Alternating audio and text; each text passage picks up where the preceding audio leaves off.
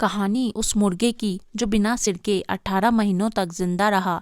Mic the headless chicken 10 सितंबर 1945 को Colorado के फ्रूटा स्थित एक खेत में लॉयड ऑल्सन नाम का एक किसान और मुर्गी पालन का व्यापार करने वाला शख्स पत्नी के साथ मिलकर मुर्गों को काट रहा था, जिससे वो उन्हें बाजार में बेच सके।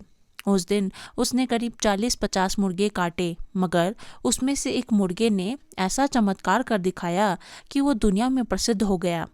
लॉयड ने जैसे ही उस मुर्गे का सिर काटा, वो मरने की जगह वहां से भागने लगा। इधर उधर भागने के बाद उसे रात में एक डिब्बे में रख दिया गया। इसके बाद जब लॉयड अगले दिन उठे तो नज़ारा देखकर दंग हो गए। वो इसीलिए क्योंकि मुर्गा जिंदा था। उन्होंने इस मुर्गे का नाम माइक रखा और धीरे धीरे वो दूसरों से इस बात की शर्त लगाने लगे कि उनके पास एक ऐसा मुर्गा है जो बिना सिर के भी जिंदा है। धीरे धीरे ये बात फैली और मुर्गे की प्रदर्शनी अमेरिका भर में होने लगी। इस तरह लॉयड अपने मुर्गे को लेकर जगह जगह जाने लगे और उनकी कमाई भी होती गई। वो मुर्गे की खाने की नली में सीधे लिक्विड खाना डालते थे। इसके अलावा गले से म्यूकस को सिरिंज के सहारे निकालना पड़ता था।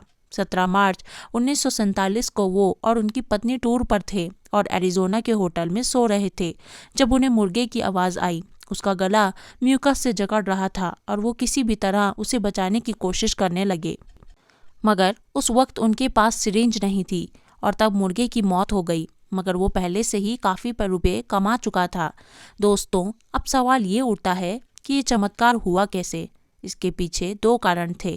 पहला, दरअसल मुर्गे का मुख्य दिमाग उसकी आंखों के पीछे यानी खोपड़ी के पिछले भाग में होता है। ऐसे में जब लॉयड ने मुर्गे का सिर काटा तो उसका पिछला हिस्सा शरीर से जुड़ा रह गया। इस तरह उसका दिमाग बाकी शरीर को सिग्नल देता रहा। यही वजह है कि माइक अचानक से भागने लगता था। और दूसरा, उसके जीने की इच्छा शक्ति।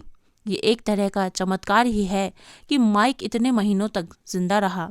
उसका एक पुतला फ्रूटा शहर में भी लगा हुआ है। वहाँ अब हेडलेस चिकन फेस्टिवल हर साल होता है।